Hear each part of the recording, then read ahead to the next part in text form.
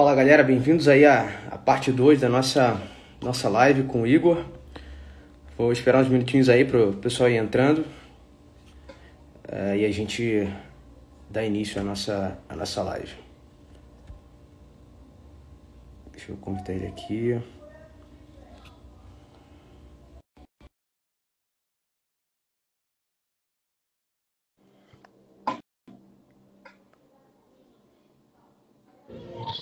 Bom, voltamos.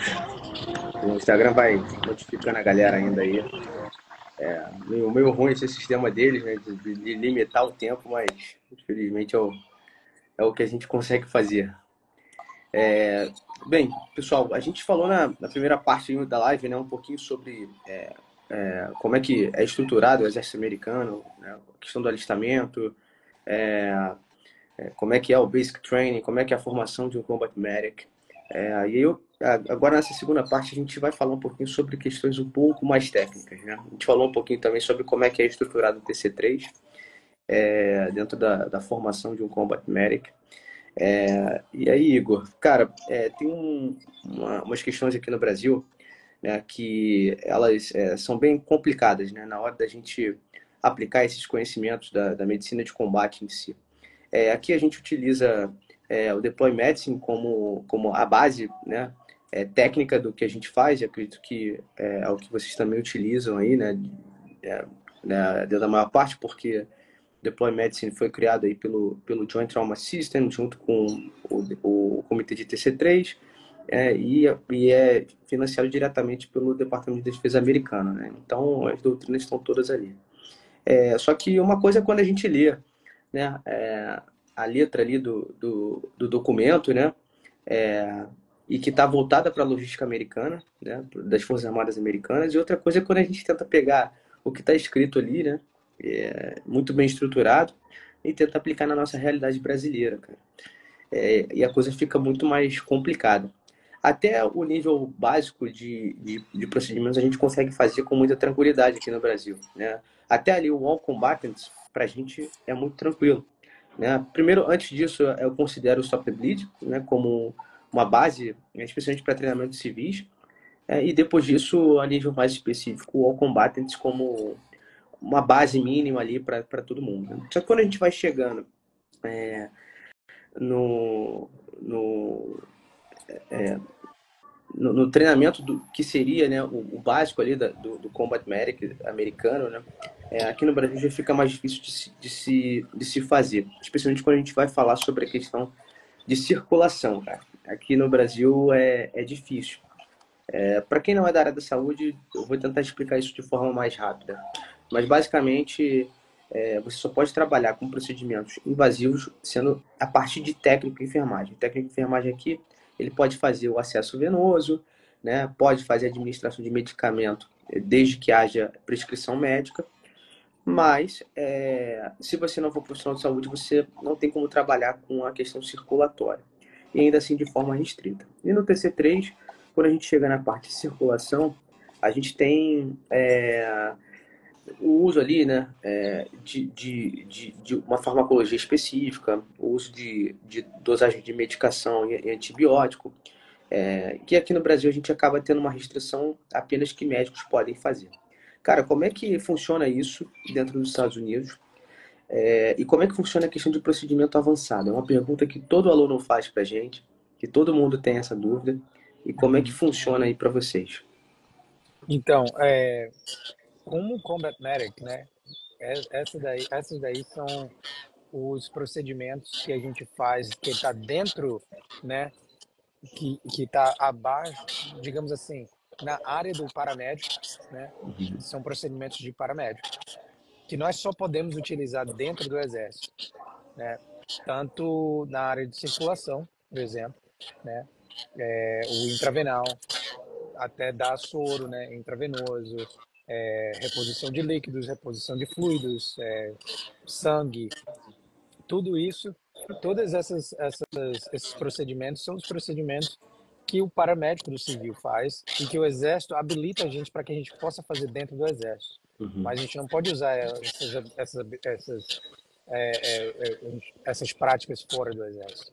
E daí é o seguinte, toda vez que a gente está num deployment, né, que mais uma vez deployment é quando a gente está trabalhando fora dos Estados Unidos, né, em missão, né, existe um o que eles chamam de PA, né, o Physician Assistant, que é Uhum. praticamente ali um médico clínico que ele está respondendo por todos os combat medics abaixo dele, né, dentro da, da todos aqueles combat medics que estão fazendo parte do deployment. Então, todo mundo está trabalhando debaixo das linhas, guias dele. Então, ele está assinando por todos os procedimentos que são feitos, habilitando a gente a fazer eles. Ou seja, digamos assim, tem um capitão fulano que é o clínico geral e ele está ali justamente para rever todos os documentos que, né, depois que a gente faz os procedimentos, a gente tem que documentar todos eles, né, durante o procedimento e após o procedimento, onde eles vão ler, né. Isso aqui realmente era necessário. A gente é supervisionado, digamos assim, por um médico, né, que ele não está ali dentro da ação com a gente, mas ele está fora da ação, mas dando, possibilitando que a gente faça esses procedimentos, né? Como, por exemplo, a CRIC, né? Que é a cirurgia eu não lembro como é que fala aí no Brasil, não Traqueia, é né? a Seria uma cricotomia, no caso, né? cricotomia, isso, a cricotomia, que é uma cartilagemzinha acima da, é, é, da, da traqueia. E aí o, o médico ali, né, ele não tá com a gente no momento, mas se você precisar fazer, é ele quem vai assinar a documentação depois de ser feito, né? E no caso, digamos assim, se a gente for comparar com o que é feito aí no Brasil, né, no nível de socorrista, digamos assim, forças auxiliares, quem faria isso é o paramédico do bombeiro, né? Exatamente. É, cara, e aí como é que fica essa questão do treinamento assim de vocês, né? Existe uma regularidade de treinamento para poder deixar todo mundo alinhado, ou existe ou vocês que se organizam para fazer o treinamento? Como é que funciona um pouco isso aí? Daí vem a necessidade de a cada 2 anos a gente fazer a reciclagem, né? A cada 2 anos é obrigatório todo Combat Medic passar pela recertificação. A gente vai lá, passa 20 dias fazendo aulas de tudo que é novo dentro ali do Deployed Medicine, né? Uhum. Todos os novos, né, guidelines, a gente vai para a sala de aula e é bem chatinho mesmo, como se você tivesse no começo. E no final existe as provas práticas, né? O hands-on, que é passar por algumas horas fazendo uma operação militar em si, que eles colocam um estressezinho, Legal. onde a gente tem um monte de vítimas espalhada por uma área e criar ali um hospital de campanha bem rápido. E daí é o final praticamente da nossa recertificação. Com relação à pergunta que você fez, que eu esqueci de falar um pouco dos medicamentos, no Uhum. medicamento é a mesma coisa. A gente só tem esses medicamentos, né, principalmente medicamentos controlados, como o Ketamine, né, que eu não sei como é que chama no Brasil, se é A gente chama de cetamina, cetamina. seria aqui, né? É. Então, todos esses medicamentos assim, um pouco mais controlados, a gente só tem acesso a eles se você realmente estiver numa área de combate. Por exemplo, na Ah, minha legal. mochila eu não tenho essas coisas. O que eu tenho? Eu tenho o Tylenol, essas coisinhas básicas, sabe? Uhum. E, e soro. Mas qualquer coisa que seja um pouco mais avançada, por exemplo, aqui na fronteira eu tenho o Narcan, né? Que é não sei como é que vocês chamam aí também, que é tipo uma adrenalina. Seria Narcan também. É, Depende da medicação, né? Cada um tem um nome comercial, né? aham, exato, por causa da questão de overdose, né? É. É, a gente, pega muita questão de droga aqui, então se a pessoa chegar tendo overdose, é um medicamento controlado, e eu tenho ele, mas eu tenho ele porque o médico aqui liberou que a gente tivesse, então ele fica Ah, lacrado numa caixinha. E a mesma coisa com relação aos outros medicamentos, né? Tudo que está ali no Deploy Medicine é para ser utilizado praticamente assim, quando você está em certa situação. Não quer dizer que a gente sempre tenha aquilo ali, né? uhum, É bacana. no caso que, se você tiver naquela situação com aquele material, porque foi dado a você, você teria. Mas, por exemplo, quando eu estou treinando no meu batalhão com o pessoal, tipo, fazendo treinamento de campo, a gente não tem, a gente só tem medicamentos, né, para dor de cabeça, essas coisas assim. Bacana, legal. É uma dúvida que muita gente tem, muito aluno Aham. pergunta também, né? Se é normal vocês andarem com medicação e tal. E tem coisa que é só perguntando com quem tá lá, né? É, cara, com relação à circulação em si, né? A transfusão em si, né? Há uns anos atrás foi desenvolvido, né, o que eles chamam de Walking Blood Uhum. Bank, né? Que é o banco de sangue andante, né? Ambulante, né? Dá para Sim, traduzir desse jeito, né? isso. Que seria basicamente essa transfusão de combatente para combatente, né? E essa série de protocolos. Queria que você pudesse falar um pouquinho sobre isso, né? Só para contextualizar a galera, né? Durante muitos anos, o uso de soro fisiológico, o uso de outras drogas para dar volume sanguíneo era muito utilizado, né? E depois, com os anos, especialmente com a guerra do Iraque e do Afeganistão, né, foi se vendo, né, que além do uso de torniquete, além do controle de hemorragias, essa forma de dar volemia ao paciente, ela não mais estava dando certo. Muito volume que era dado acabava levando o paciente à hipotermia. Uhum. E aí, com o tempo, foi se entendendo que o padrão ouro, né, não deveria ser mais dar volume por volume, mas sim a utilização de sangue fresco. Só que, obviamente, a dificuldade logística de se levar sangue é muito difícil até hoje, né? Mas os Estados Unidos, ao longo dos anos, eles vieram desenvolvendo esses novos procedimentos, né, com o uso de sangue, com o uso de transfusão em campo, e criaram esse programa, que é o Walking Blood Bank, que é bem grande, né, bem desenvolvido. Então, eu queria que você falasse um pouquinho aí como é que funciona e como é que é esse padrão ouro para vocês. Beleza. É, esse é o padrão, porém, não funciona para todo mundo, digamos assim. É, existem, eles ainda estão implementando. Esse é o padrão que eles falaram. Essa é a forma, melhor forma. Porque se você Uhum. der soro, o soro por soro não tem células vermelhas. E Quando oxigênio, você transporta vai, oxigênio, então. não tem transporte de oxigênio. Quando você fala de termodinâmica, é o sangue que faz passar temperatura, não é só líquidos, né? O corpo precisa dessa termodinâmica de dentro para fora para que ele se permaneça aquecido. Se não tem oxigênio, não tem produção térmica, não tem troca gasosa. Então, como você falou, o soro ele estava matando mais do que ajudando em si. Ou seja, você só está injetando líquidos ali para manter o quê? A pressão arterial, que é a única Aham. coisa que você acaba mantendo, a pressão arterial e o coração bombeando. Mas aí o que, que eles fizeram? Eles criaram o Walking Blood Banks, que eu tive a oportunidade até de testar. A gente testou em sala de aula, realmente, a gente escolheu dois alunos com compatibilidade, Muito legal. abriu uma malinha assim, aquela malinha já vem com, cara, é igual bateria de carro, velho. Tem já você sabe onde botar o preto no vermelho, o vermelho no vermelho, o preto no preto. É a mesma coisa. E ali você já tira o sangue de um que vai para a sacolinha.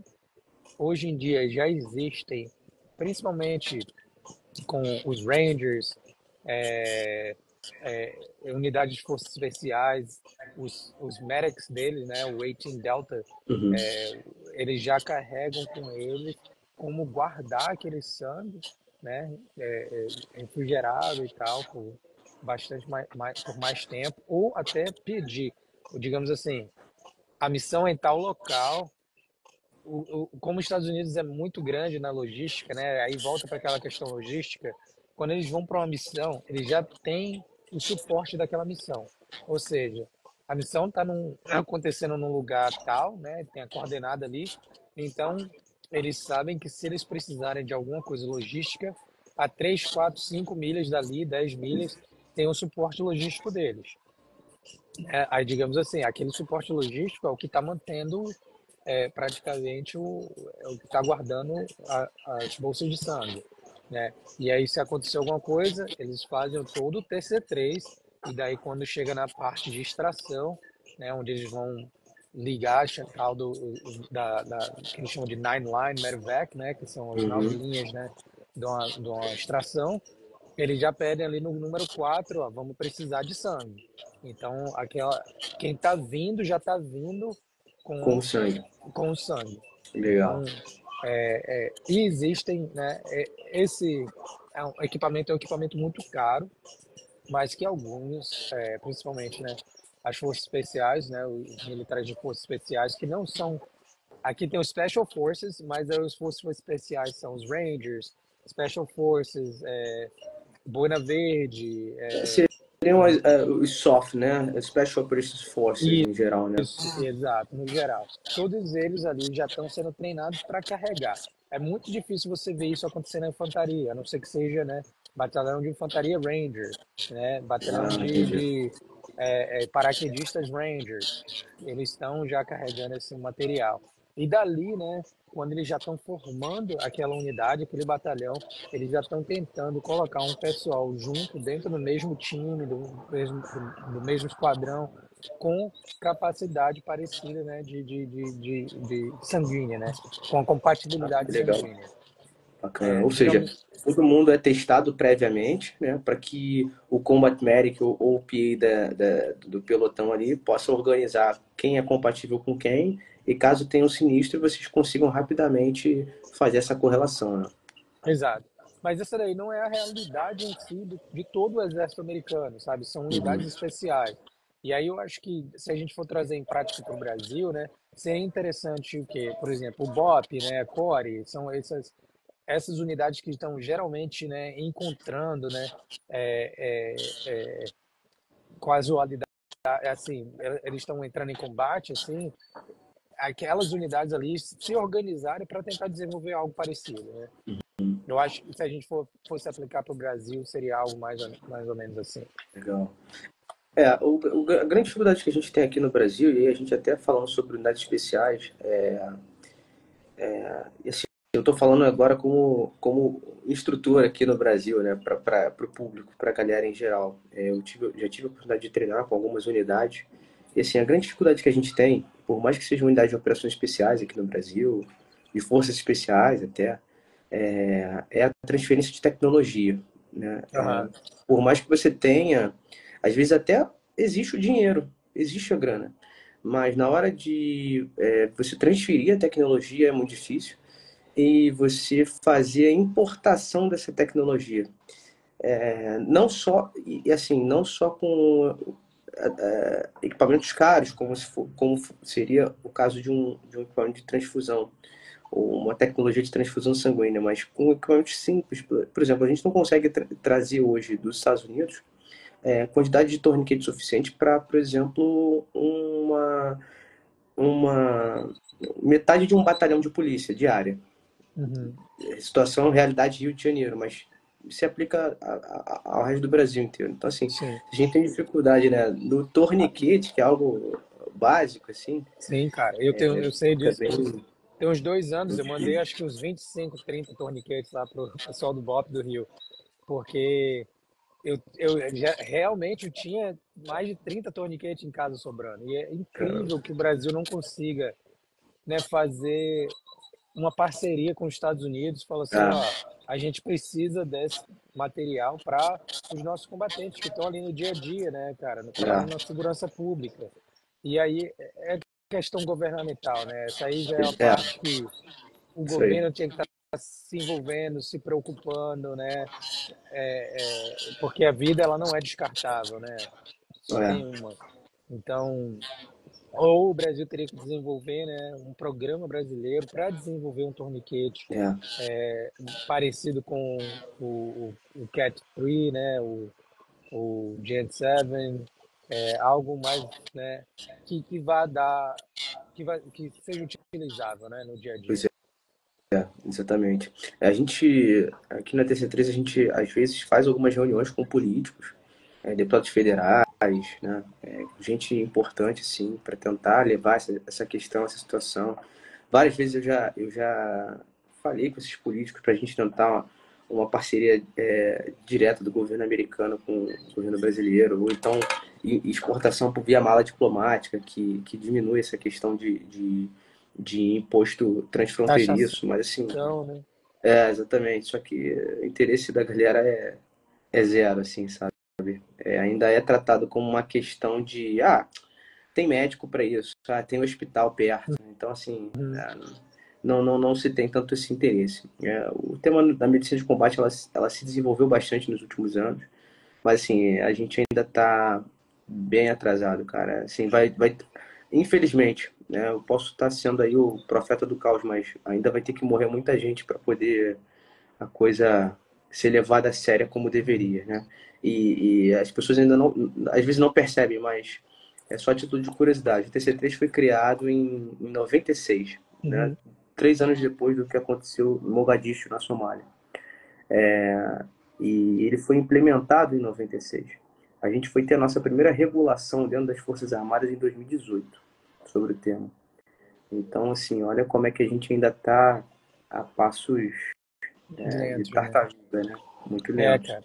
Mas infelizmente. como a gente estava conversando aquele dia no telefone, né? Essas mudanças, elas geralmente são muito lentas em qualquer lugar, né?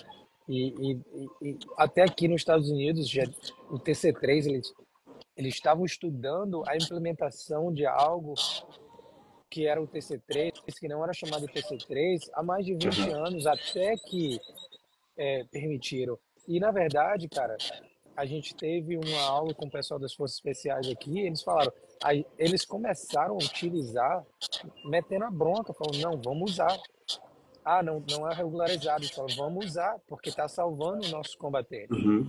E por mais de 10 anos eles usavam e, e, e, e tentavam provar a utilidade do TC3, por acho que, se não me engano, mais de 20 anos, tentando provar a utilidade e a eficácia do TC3, né? E a mentalidade antiga não queria, né, modificar as coisas.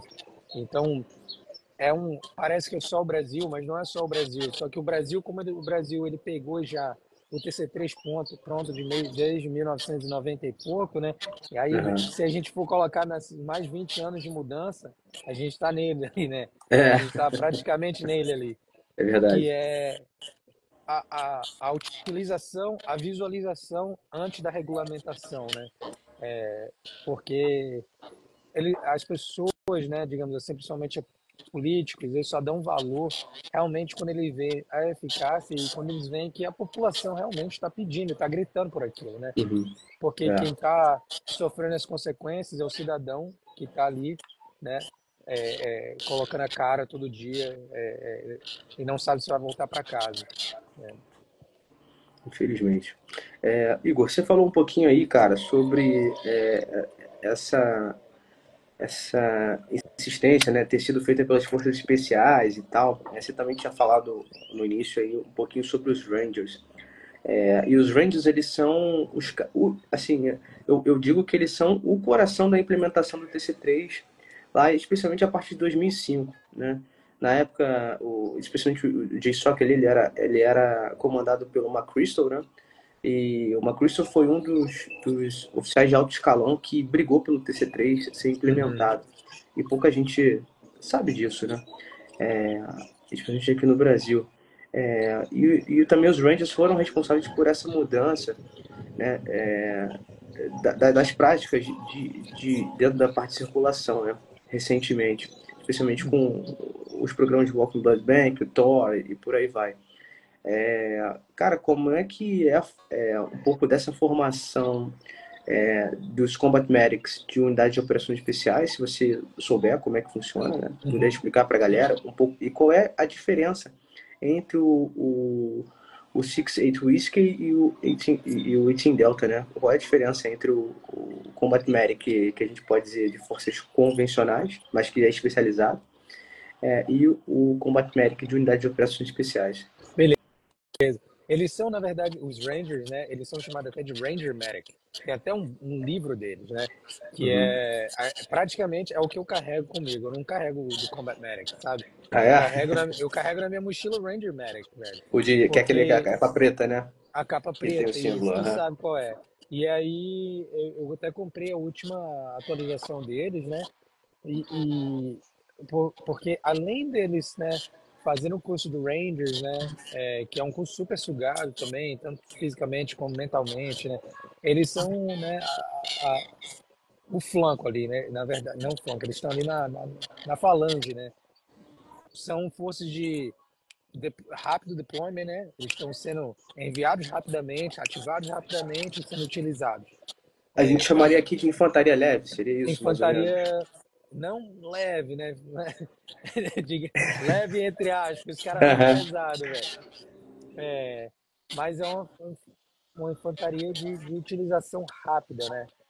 De ações diretas, De né? ações diretas. Por exemplo, quando a gente assiste aquele filme Black Hawk Down, né? O Falcão Negro em Perigo, Seria. ali era um batalhão Ranger, né? É um batalhão inteiro de Rangers. Do mais moderno ao general ali. Todo Uhum. mundo ali é Ranger, né? Então o Ranger Medic, ele já é um cara que ele vai ser treinado e especializado com muito mais, digamos assim, muito mais informação. E o 18 Delta, né, que é o Special Forces, né, Medic, a formação do cara, depois de que ele se forma Combat Medic, ele ainda tem uma especialização de 2 anos, né? Caramba. Além dele passar pelo curso de operações especiais, né, de 8 a 10 semanas, e pegar o brevezinho dele ali de operações especiais, ele vai para uma especialização de 2 anos, onde o cara tem que servir em estados diferentes, né? Vai até para mesa de cirurgia, aprende a fazer cirurgias, né? Aprende a fazer cirurgias de emergência, né? Abrir tórax, fechar tórax, suturar. Caramba. É um cara com muita especialidade, né? Geralmente o cara tá ali, ele é paramédico, ele sai com curso de paramédico, mas com um aprendizado acima, né? Ele sabe muito mais do que enfermeiros de faculdade, às vezes muito mais do que médicos, cirurgiões, porque eles estão realmente sendo utilizados. Então, além do curso normal, meu curso de Combat Medic durou 24 semanas, né? Uhum. 22 semanas tudo. Com o Basic Training, foram mais ou menos aí 30 e poucas semanas. O curso, eles fazem tudo isso e ainda fazem um curso de operações especiais e depois mais 2 anos de especialização. Eu vi o Tim Kennedy falando, né? No caso, eles fazem o RESP, né? Se for um Ranger, ele faz o RASP, RESP, e RASP, se for o Special Forces, ele faz a seleção de forças Selection, especiais uh-huh, e depois ele faz o Kill Course, né? Que é o e curso de que o qualificação. course, uh-huh, E aí é o depois curso é de que ele qualificação. faz a especialização de Combat Medic de Forças Especiais. Acho que é essa a ordem que se segue? Exato. Eles fazem o selection e aí o kill course é a especialização dele de 18 Delta, né? Ah, entendi. Entendi. Não, E aí, sorry. O que tem justamente isso, tá certo. perfeito. E aí existem outros cursos de especialização também dentro das Forças Armadas, né? Como o SOCOM-M, né? Socom, Que aceita de outros serviços também, né? sim, Por exemplo, os SEALs não têm uma formação específica dentro deles, né? Então eles mandam para essa escola. exato. O único que tem formação independente, eu acho que são os PJs, se eu não me engano, PJs, isso, que são né? as forças especiais da aeronáutica. Da aeronáutica. Que também tem um pipeline gigantesco, né? Pô, cara, eles têm um curso chamado de Sears, não sei se você já ouviu falar, que cara, o cara sai simplesmente humilde e entendedor a porra toda, né? É, o Sears está num nível super, super alto, né? Porque eles estão sempre trabalhando com resgate, extração, em áreas bastante remotas, neve, gelo, Alasca, treinamento assim bizarro, sabe? Então, os caras realmente são treinados para sobreviver em ambientes super hostis e aplicar medicina, né, pelo menos os que são é, ali do combate, medicina de combate, e aplicar medicina de combate dentro daqueles, né, é, é, da, daquela área ambiental que eles se encontram. Caramba, Então, legal. cada força armada tem a sua, né, área de operações especiais ou múltiplas, né, áreas de operações especiais, né? Por exemplo, Marines, os fuzileiros têm o MARSOC, né? É Achou que. o, que é a mesma coisa, eles também enviam, né, os militares dele para fazer, por exemplo, o curso de paraquedismo do Exército. Enviam para a Brigada Paraquedista do Exército, eles enviam para fazer o, o, o, o medic deles na verdade, dos fuzileiros, ele é do Navy, né? Ele é da Marinha. E Seria aí que são os Navy SARCs, né? eles são chamados de. Caramba, esqueci o nome agora. É, mas aí eles, mesma coisa, eles são enviados para o exército para fazer o curso dos Rangers ou do 18 Delta, né? Caramba, legal. Então, é bacana ver que nos Estados Unidos existe muito essa questão das interagências, né? Ou seja, Sim, todo mundo ali pega conhecimento uns dos outros, né? E conseguem transformar isso em atualização protocolar, né? uhum. Em Sim, técnicas e táticas, né? porque elas se comunicam, né? O DoD, né? Que é o Department of the Defense, né? A Agência de Defesa, Ministério da Defesa aí no Brasil, né? Ele é quem estabelece todas as regras para o Exército, né? Quando vem nessa questão protocolar, né? Uhum. Para o Exército, para a Marinha Aeronáutica, Guarda Costeira, e, e elas passam para as subdivisões dela, né? Então vem tudo protocolado pelo Ministério da Defesa. Legal, excelente. Igor, a gente falou bastante aí sobre o TC3 em si, né? Sobre as questões avançadas, sobre como é que funciona tudo isso, o treinamento de vocês também. E recentemente a gente teve uma atualização protocolar, né? Dentro dos cuidados prolongados, né? Eu costumo chamar que é o que é feito pós-TC3, né? Sim. E de fato né? Antes ele se chamava Prolonged Field Care e agora o Deploy Medicine atualizou para Prolonged Casualty Care, porque entenderam que seria para a mudança de nome seria para abarcar todos os elementos, né? E todos os locais que poderiam acontecer Uhum. esses cuidados prolongados, né? Cara, como é que funciona um pouco desse treinamento do PCC ou do PFC para vocês? Qual é a importância dele em geral, né? E como é que você se mantém atualizado? Porque assim, o TC3 ele já é complexo, né? De uma Uhum. certa forma. A gente consegue passar coisas básicas aqui no Brasil, a gente consegue fazer com que o civil, por exemplo, entenda a questão do mnemônico, consiga seguir uma ordem. Só que para a gente se manter atualizado dentro do Deploy Medicine, cara, para quem não entende o inglês é muito complicado. Acaba que não se atualiza. Então depende de terceiros para poder entender. Só que quando você pega os cuidados prolongados, são tantos detalhes que, assim, você tem que ter uma certa experiência para poder entendê-los, né? E como é Uhum. que é para vocês aí? Como é que é esse treinamento? Como é que é esse programa dentro da formação de vocês? Para falar a verdade, cara, esses programas, eles também, até para gente, essas modificações, elas não são fáceis de acompanhar, né? A gente não é treinado quando elas mudam, né? Agora, digamos assim, se o meu batalhão for para um deployment, né? Aí sim, a gente vai ter um treinamento pré-missão, né? De mais ou Uhum. menos ali 6 meses, 7 meses. E aí nós vamos participar de uma atualização do que pode acontecer naquele cenário, Ah, né? legal. Então, Daí eles vão falar assim, olha só, agora a gente já teve a reciclagem, inclusive a gente vai até para um laboratório que eles chamam de live tissue, né? Uhum. Que eles usam animais e a gente realmente tem que parar hemorragias em animais, né? Eles abrem um rombo na artéria e falam, ó, se vira para parar essa hemorragia aí. Ou eles criam um pneumotórax no animal e você tem que sanar o problema. Legal. São animais que estão dopados, eles estão ali justamente, né, para serem sacrificados em prol da medicina, né? E aí dentro daquele ambiente ali existem uma reciclagem no que diz respeito a cuidados prolongados, né? Existe um treinamento, se eu não me engano, um amigo meu até fez agora, ele falou, ah, você faz toda essa operação militar por 2 dias, tal, tal, tal, e aí tua unidade vai acabar tendo uma casualidade e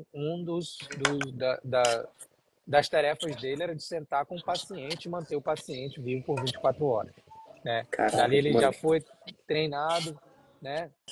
Até chegar aquele momento ali, né, com as atualizações e quais são as coisas, né, que ele teria que prestar atenção.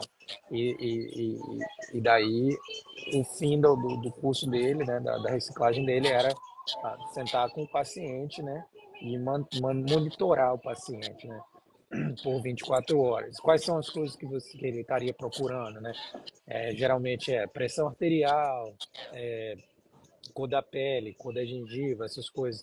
Uhum. Porque justamente a gente já entende pela natureza do Combat Medic, só pela natureza da gente estar sempre exposto ao tema, né? Quais são as coisas que seriam problemáticas ali, né? Que geralmente é hipotermia, é, bastante, né, perda de sangue, a hipotermia causada pela perda de sangue, né?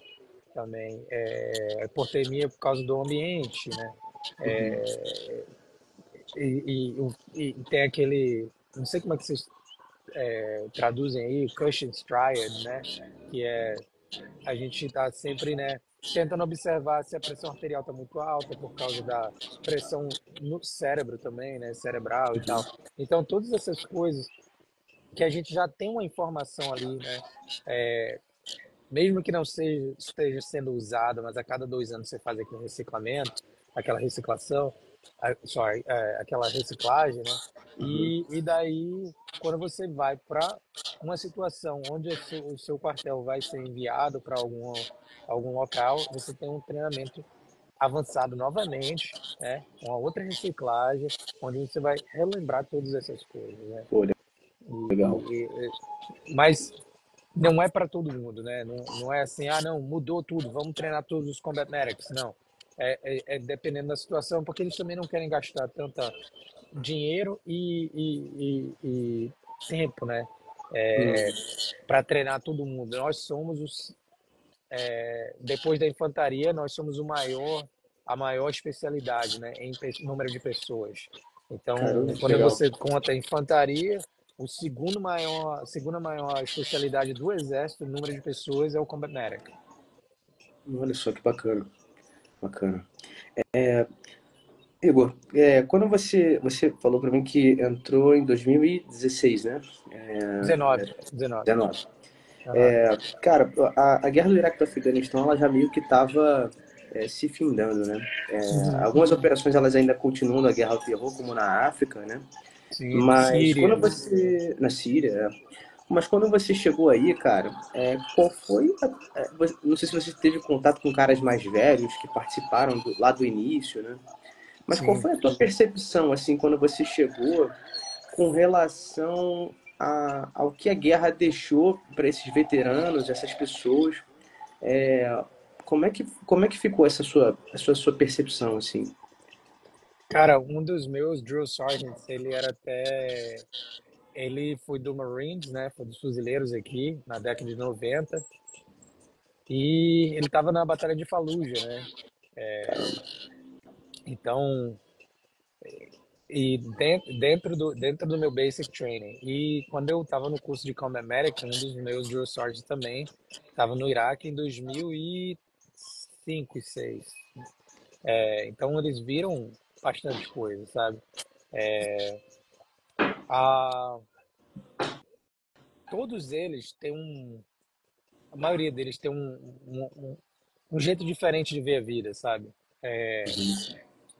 O impacto com certeza é absurdo, mas eu acho que o impacto maior não só aconteceu porque eles estavam lá, mas por causa do estresse que o cidadão brasileiro, na verdade, aprendeu a ignorar, né? O estresse do perigo iminente, por exemplo. E esse é a maior causa de estresse pós-traumático. Não é o que acontece que você viu, é a probabilidade de acontecer e o medo de que aconteça, né? Então, muitos deles acabaram e ainda sofrem por causa disso, né? Até hoje, as pessoas voltam de missão no exterior com estresse pós-traumático e nunca ouviu um tiro, nunca trocou um tiro, mas por causa do perigo iminente, né? Caramba. Que é o maior causador do estresse pós-traumático. Não é É aquele só. ditado, né? A expectativa da morte é pior do que a morte, né? Exato, exato. E aí, cara, e aí no Brasil a gente tem muito disso aí andando para um lado e para o outro, né? E a gente não sabe, e a gente não sabe. Ah, Porque a gente não olha por essa lente, né? é. E muitos deles, principalmente que estavam na guerra lá do Iraque, eles se sentem orgulhosos de terem ido lá e feito o que fizeram pelo país dele, mas muitos deles acham, principalmente depois do Afeganistão, do jeito que aconteceu essa retirada dos Estados Unidos, Aham. que eles estavam lá e que tudo que eles fizeram, né, foi em Foi vão, então. né? Muita gente se sente nessa nessa condição. A minha esposa ela estava no Iraque em 2004, né, e bombardearam a base dela. E ela falou que antes disso não tinha visto nada, sabe? Só tinha, né, tava praticamente dentro da base o tempo todo, Uhum. não podia sair, tal, tal, tal, e aí bombardearam entre aspas, né? Era um tiro de RPG, né? De RPG, Uhum. lançadora de granada. Mas só o fato de você já ter que estar tendo se arrastando ali, né, e tal, e pô, muita gente voltou com problema de estresse pós-traumático, né? Naquela época, 2003, 2004, não existia tanta atenção à questão psicológica do militar. Então, muito veterano hoje em dia sofre os resquícios disso, né? Porque eles doaram o tempo da vida deles, eles doaram, se sacrificaram, né? Sacrificaram às vezes família, né? Divórcios aconteceram, e etc. E quando voltaram, né? Infelizmente o fim da guerra não foi o que eles esperavam que iria acontecer, né? Muitos deles acabam achando que foi algo inútil, né? Caramba. Então, como é que foi visto, assim, de maneira geral, essa retirada do Afeganistão, cara? Assim, pelo menos aqui do Brasil, a percepção que a gente. Assim, aí eu tô falando da minha percepção, né? Que também é diferente da maioria, mas a percepção que a gente teve é que foi algo um pouco feito às pressas, assim, né? Uhum. Óbvio pela urgência, mas meio que feito de uma forma. Ah, deixem as armas aí, larga todo mundo e salva quem der para salvar e vem, né? Exato. Eu lembro que na época eu acompanhei muito através do Team Kennedy e alguns veteranos que estavam por lá, né? Ajudando, principalmente a achar os TERPs, né? Como é que fala?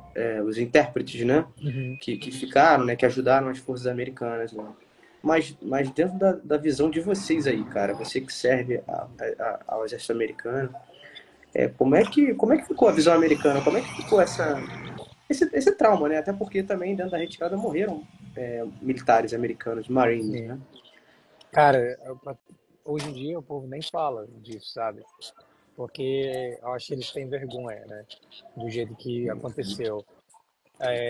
O que eu ouvi falar aqui, pelo menos foi o que foi passado pra gente, onde eu estava na época, foi o seguinte: eles tinham um plano, e o plano foi que da inteligência falou: ó, vai levar 3 meses para o Talibã conseguir. cercar essa área e conseguir fazer alguma coisa. Quando a retirada aconteceu, um mês ou 2 meses antes disso, meu batalhão foi. Falaram que nosso batalhão estava indo para o Afeganistão no ano seguinte. Hum. Né? Então a gente nem sabia que ia ter aquela retirada. Eles achavam que ia levar 3 meses para 90 dias, mais ou menos, para o Talibã conseguir cercar todas aquelas áreas e tentar retomar elas. Né? E daí eles teriam tempo para conseguir reagir e expandir, expulsar eles daquela área. E a verdade aconteceu em 72 horas. Né? Caramba. Então, tudo que eles acreditavam que ia demorar 3 meses para acontecer, aconteceu em 72 horas. E daí não tinha um plano, né? Um plano B. Não tinha um plano de extração, né? De como é que a gente pode sair daqui e levar o máximo, né? De coisas que para não abandonar nada. E acabou resultando na morte de alguns militares, infelizmente. Entendi. Bacana. É bom a gente poder perguntar a quem tá aí, né, sobre como é que é a visão, até mesmo para esclarecer fatos, né? Aqui a Uhum. gente, infelizmente, no Brasil, as notícias elas chegam um pouco tendenciosas, né? Então, sempre que eu tenho a oportunidade de checar em fonte primária, eu prefiro e fica como conhecimento geral também, né? Cara, e acontece para os dois lados, sabe? O norte-americano ele é muito alienado para o que acontece no mundo, sabe? Ele sabe o que acontece ali no Oriente Médio e nos Estados Unidos, né? E, cara, eu bato palma para o policial brasileiro, sabe? Que enfrenta aquela realidade que os militares aqui enfrentam quando estão fora do país, né? Quando estão em áreas como a Síria. E o policial brasileiro, cara, que tá botando a cara, tapa ali todo dia, tá, faz daquilo uma carreira, né? E, É. e toda vez que eu tenho oportunidade, eu falo para os meus comandantes, eu mostro vídeos do Rio, São Paulo, Roraima, outros lugares. Já me pediram 2 vezes para fazer apresentação de como foi diferente servir no Brasil e o Pô, que quão legal. perigoso é, né? O cara que é policial, que é militar, né? Às vezes não pode nem ir para casa fardado, enquanto aqui, se eu for comer num restaurante fardado, pô, os caras pagam por minha comida, sabe? Várias vezes não consegui nem pagar minha conta, porque, ah, não, fulano ali já pagou já, porque em agradecimento ao seu serviço, né? Olha só. Enquanto no Brasil, o cara não consegue nem usar o uniforme dele indo para casa, porque ele pode ser baleado, né? Sequestrado e etc. Então, eu tento também passar, do mesmo jeito que eu estou passando essa informação aqui para vocês de como eles veem a guerra e as coisas da guerra e tal, e o que aconteceu, eu faço questão de mostrar para eles também. O meu comandante de pelotão hoje em dia, ele era fuzileiro americano, ele estava no Rio em 2016, ele falou, cara, que loucura! Ele falou, que loucura, eu já, pô, fui 3 vezes para o Iraque, não sei o quê. Ele falou, eu nunca vi numa cidade onde não é uma área de guerra, o povo trocando tiro com traçante no meio da noite, pô. Entendeu? Então eu bato palma para o policial brasileiro, para o agente de segurança brasileiro, forças de segurança brasileiras, porque é o cara que realmente está ali no dia a dia enfrentando essas coisas. É o cara que tinha que estar sabendo mais do TC3, é o cara que tinha que estar ali, né, atualizado, como salvar o camarada dele, como ser salvo, como salvar a própria vida, né? E foda-se o protocolo de circulação, sabe? Tipo assim, é para salvar a vida, velho. Eu tenho certeza que se os Estados Unidos encontrar situações que os policiais brasileiros encontram, né, operando em áreas de favela, por exemplo, ou comunidades que não são tão que são bastante perigosas, né? O protocolo já teria mudado há muito tempo, entendeu? Sim. Para poder valorizar a vida do policial. Bastante, assim, né? O grande problema que a gente enfrenta aqui no Brasil, né, cara, às vezes quando eu vou dar algumas instruções, eu gosto de falar sobre o panorama Brasil, né? E aí eu boto alguns dados estatísticos e de realidade que dificultam com que o APH em combate em geral ele seja desenvolvido. Não só o APH, mas assim, toda a doutrina militar, né, cara? Uhum. Mas o APH é em específico porque não tem como hoje em dia você portar uma arma de fogo sem andar com um torniquete, por exemplo, né? Mas o que acontece muito aqui no Brasil é o ego institucional, né? Primeiro você tem o ego dentro das instituições de segurança, né? Questão de hierarquia, de disciplina. E depois, para regular todo esse tema, você tem o ego dos conselhos de classe, né? Então, o médico ele não quer perder o privilégio dele de função e também não quer ceder para o enfermeiro. O enfermeiro não quer perder o privilégio dele e também não quer ceder para o técnico. E as outras profissões de saúde, né, como a educação física, como é, a fisioterapia, né, que são complementares, né, ficam também fora, e odontologia, ficam também fora dessa, dessa logística toda. Só que a nível militar, a gente poderia ter uma facilitação de implementação desses protocolos e dessas tecnologias e responsabilidades, né, a gente também acaba não tendo. Muito pelo contrário, a gente acaba tendo sendo de forma mais lenta, né? E Uhum. tendo todas essas dificuldades, né? E essa lentidão gera desatualização, né? Gera tudo isso que a gente conversou anteriormente. E aí você junta esse caldeirão de confusão, né? Com o que acontece na segurança pública, e aí é o que as polícias enfrentam no dia a dia, né? Você tem uma situação totalmente caótica, né? Então, onde que o certo hoje deveria ser cada policial, né, seja de batalhão diário, de grupo especializado, ou dos GATs, que são as unidades de resposta dos batalhões diários, terem no mínimo ali cada um o seu effect, né? A gente acaba às vezes tendo um effect por patrulha, sabe? Ou nem tendo um effect para todo mundo, né? Pelo menos assim, Rio de Janeiro, tá? Mas, assim, mesmo viajando pelo Brasil, você vê que a situação não é tão diferente. O único lugar que eu posso dizer assim que já tem algo diferenciado é o sul do Brasil, mas não é ele todo. A gente teve até uma live semana passada com o Jackson Streiser, que é policial militar no sul, e foi uma live muito bacana, ele é instrutor lá também. Mas você tem, por exemplo, muito bem desenvolvido em Curitiba, o tema em geral, né? Mas, sim, são coisas pontuais no Brasil, tá espalhado, né? Até a gente ter uma união em torno do tema ainda vai demorar. E aí, infelizmente, é aquilo que a gente falou, né? Vidas, infelizmente, vão acabar se perdendo para que isso seja desenvolvido. Eu acho que trazer essa conscientização é o mais importante que a gente consegue fazer hoje em dia, igual você tem feito aí com o pessoal americano, né? Mostrando a nossa realidade. Eu acho isso, pô, sensacional. Acho que nem eles têm essa noção às vezes, né? Eu costumo também fazer bastante intercâmbio com a galera da Europa. A gente trouxe recentemente um colega nosso do Bron, da Polônia, uma unidade de Tier 1, e teve até um episódio engraçado que a gente levou ele a gente levou ele no BOP para para dar um treinamento lá, né, e tal, foi bem legal.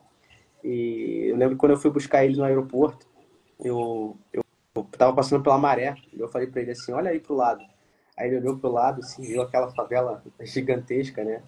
Aí ele falou, aí ele perguntou, o que que é isso? Eu falei, isso aqui é uma favela, no Rio de Janeiro. E ele tinha falado, ah, mas eu já vi uma favela. Ele falou, aí eu perguntei aonde? Ele, em São Paulo e em Curitiba. E aí eu falei, cara, as favelas aqui, eu quis contextualizar ele, né? Falei, cara, as favelas aqui são totalmente diferentes, né? A realidade aqui é totalmente diferente. Aí quando a gente estava no BOP, dois colegas levaram ele ali na Tavares Baixo, né? Pra ele ver como é que era uma viela. Olha que doideira, né? E aí a gente viu também essa diferença nas técnicas e táticas. Quando ele trouxe as técnicas e táticas usadas no Afeganistão por eles, na Polônia, houve um choque cultural. Por quê? Ele falava assim, a gente não faz uma patrulha com três, quatro caras ao mesmo tempo, né? Aglutinados ali. Né? Por quê? Por conta do risco de RPG e de granadas que jogavam Uhum. dos telhados, né? Só que aí quando ele viu como é que era a patrulha policial aqui do Rio de Janeiro, ele ficou meio claro, tipo, caramba, o que que eles estão fazendo, né? E aí eu tive que explicar para ele, né, traduzindo ali, que era assim que era feita a patrulha, né? Aí quando ele viu como é que era uma viela de uma favela aqui no Rio de Janeiro, aí ele entendeu por que que existia essa diferença, né? Então, assim, fazer essa, esse intercâmbio cultural, cara, eu acho que para mim é fundamental Exato. hoje em dia. E além disso também tem o IED, né, que são os explosivos que estão sempre enterrados ali, principalmente. usado muito no Oriente Médio, né? Então, as Aham. patrulhas, elas realmente elas são espaçadas, né? Mas como tu falou, no Rio de Janeiro, primeiro tu não tem esse perigo e, e uma operação totalmente diferente do que você tem no Afeganistão, Ah, né? É um ambiente diferente, né? Ah, eu vi que o Lucas aí mandou uma mensagem. Sou policial, já passei por vários treinamentos e diziam que o torniquete tem que ser o famoso alto e apertado. Todavia, ontem tive a notícia de que esse não é um método indicado. Desde já, obrigado. Lucas, você tá certo, cara. Porém, o torniquete de emergência, ele ainda assim continua sendo o alto e apertado, porque ele é um torniquete emergencial. Ele vai sanar o problema na emergência. E dali, quando, né, digamos assim, a situação sinistra ele já passou ou está controlado, aí sim a gente tenta converter aquele torniquete num torniquete que vai ser durável, né, que vai passar ali 2, 3, 4 horas, que ele fica assim, mais ou menos 3 polegadas, 2 a 3 polegadas acima meio. da ferida Sim. e acima do ferimento. E, né, tem um procedimento, né, para primeiramente apertar o torniquete que está sendo colocado e devagar, né, é, é, é, digamos assim, folgar o torniquete que foi colocado de emergência. E se o sangramento realmente estiver estancado com um novo torniquete, mover aquele torniquete que foi aplicado primeiramente próximo do torniquete novo, como um segunda, né, um backup ali, um segundo torniquete. Então, o mais indicado para que você consiga conservar mais, né, do membro é que ele seja 2 ou 3 polegadas acima do ferimento, mas o torniquete de emergência vai ser sempre o high tie over the clothes, alto, apertado e sobre o uniforme, As a roupas, roupa. né? Exatamente. Assim, pessoal, Exatamente, Diogo. vocês têm que tomar muito cuidado, pessoal, com verdades absolutas, tá?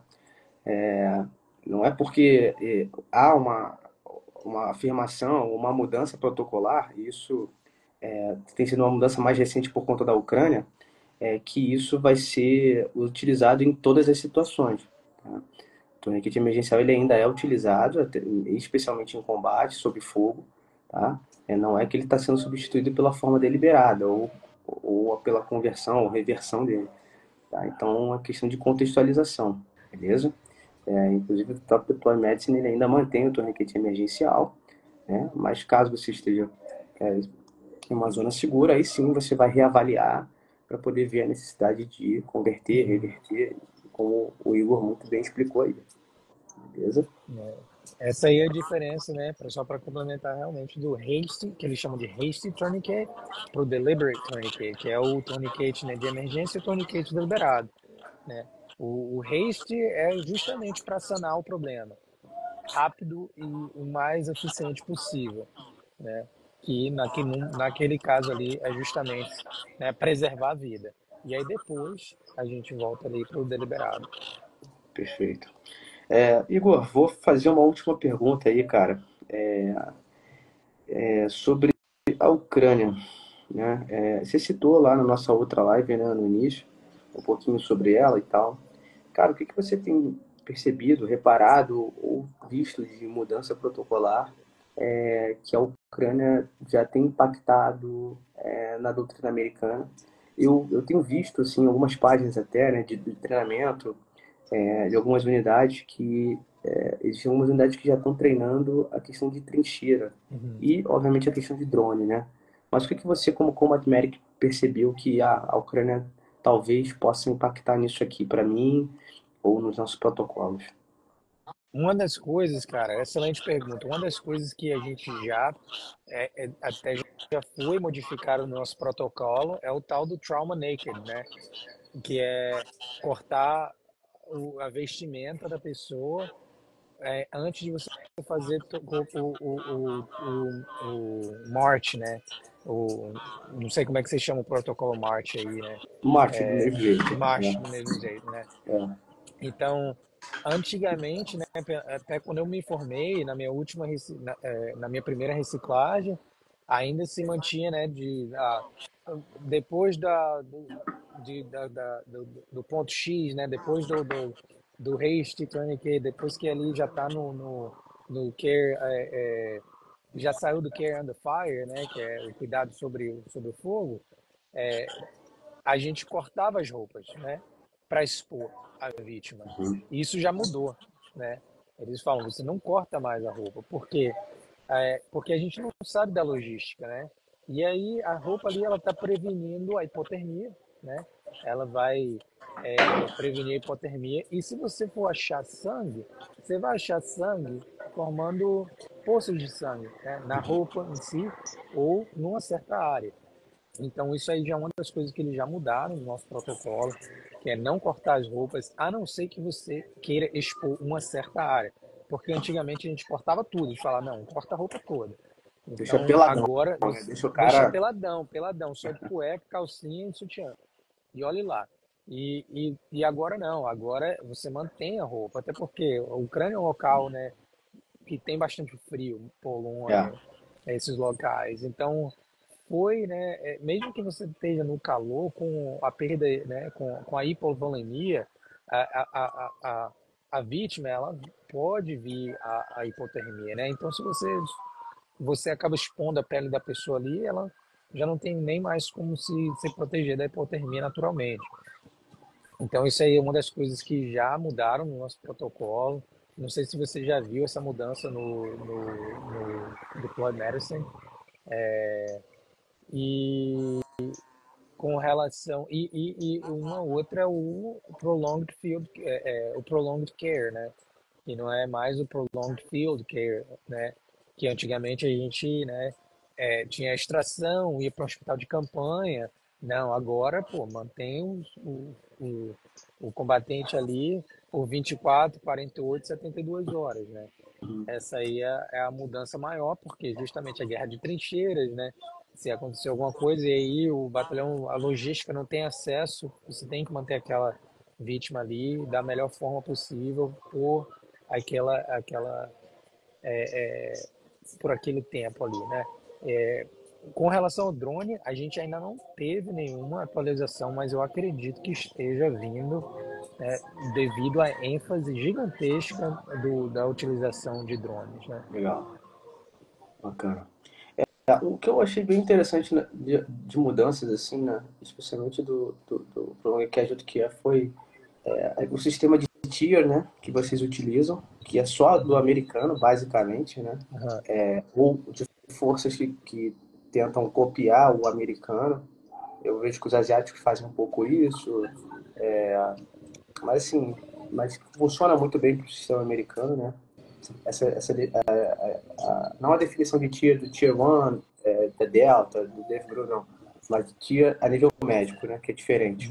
Uhum. Tier 4 seria o mais desenvolvido da evacuação médica, Tier 1 seria o mais básico. Né? Aham. O que o Deploy Medicine faz muito bem é deixar muito bem definido o que cada uma dessas posições elas fazem, estão autorizadas a fazer. Como você bem falou, né?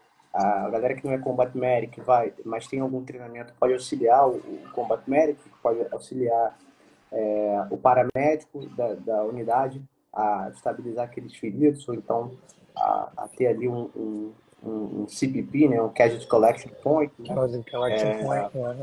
que facilita bastante essa triagem de vítimas. Né. Uhum. Então, eu achei bem legal essa mudança, né, mas eu não sei se foi exatamente por conta da Ucrânia em si, ou se é algo que também veio da experiência do Iraque e do Afeganistão. Sim. É uma da experiência antiga, né? Isso aí. Às vezes eles mudam uma coisinha ou outra, mas o CCP ele sempre existiu.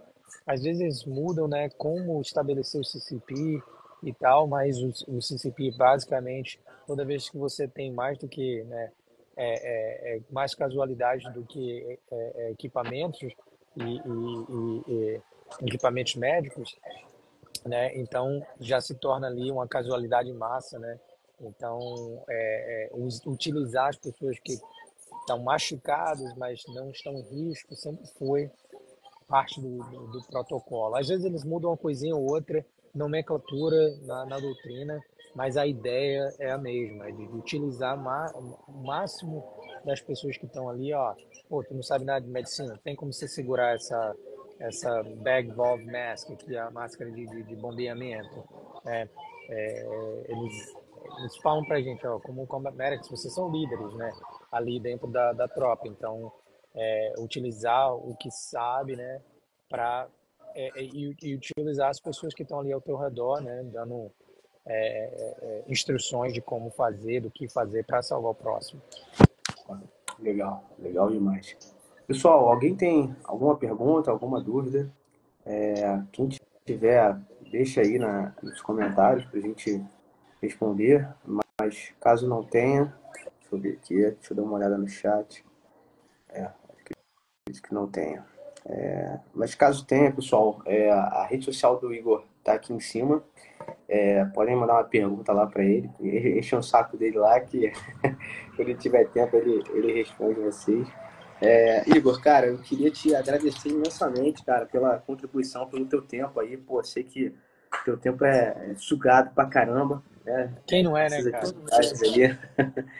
E, pô, cara, obrigado pela contribuição aqui na página, contribuição de conhecimento, né? Eu considero também essa conversa, esses bate-papos, também como um intercâmbio de conhecimento, né?